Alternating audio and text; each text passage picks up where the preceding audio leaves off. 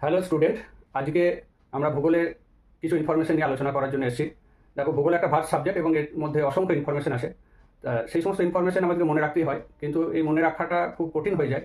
যেহেতু অসংখ্য ইনফরমেশন, সেই জন্য মনে রাখতে গেলে আমাদেরকে কিছু শর্ট পদ্ধতি বা সহজে মনে রাখো এই ধরনের নিয়ে আজকে আলোচনা হবে। এবং প্রত্যেকটা ক্লাস এইভাবে তোমাদের চলতে থাকবে।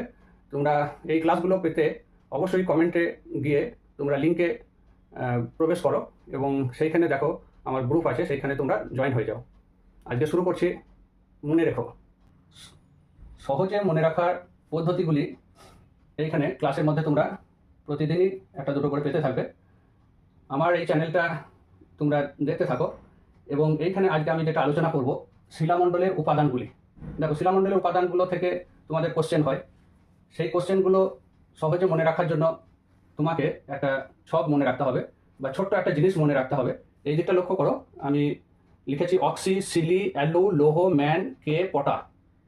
এইগুলোর মধ্যেই লুকিয়ে আছে অক্সিজেন, সিলিকন, অ্যালুমিনিয়াম, লোহা, ম্যাগনেসিয়াম, সোডিয়াম, ক্যালসিয়াম, পটাশিয়াম। তাহলে সব থেকে বেশি যেটা আছে অক্সিজেন।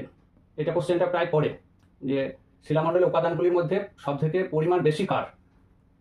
অনেকেই কিন্তু উত্তরটা লোহা লিখে দাও।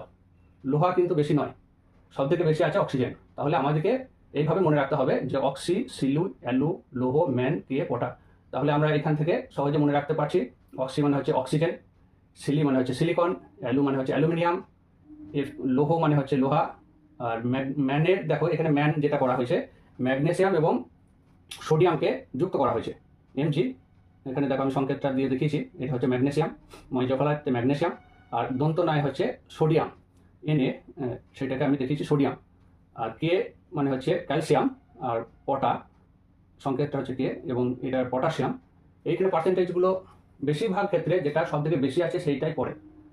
ওই জন্যে আমরা এই পার্সেন্টেজগুলো এখানে একটু উল্টোপাল্টা হলেও তোমাকে কিন্তু মনে রাখতে হবে যে সব থেকে বেশি পরিমাণ যেটা আছে সেটা হচ্ছে অক্সিজেন। তারপরে যেটা আছে সেটা হচ্ছে সিলিকন। এই দুটো, ফার্স্ট এবং সেকেন্ড, এই দুটো থেকে কোশ্চেন হওয়ার সম্ভাবনা থাকবে। তাহলে তোমরা এই দুটো সহজেই মনে রাখতে পারবে, অক্সি এবং সিলি। এই দুটোকে মনে রাখো। বাকি যেগুলো আছে সেইগুলো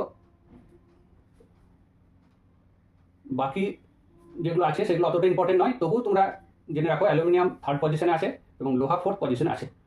থ্যাংক ইউ ফ্রেন্ডস।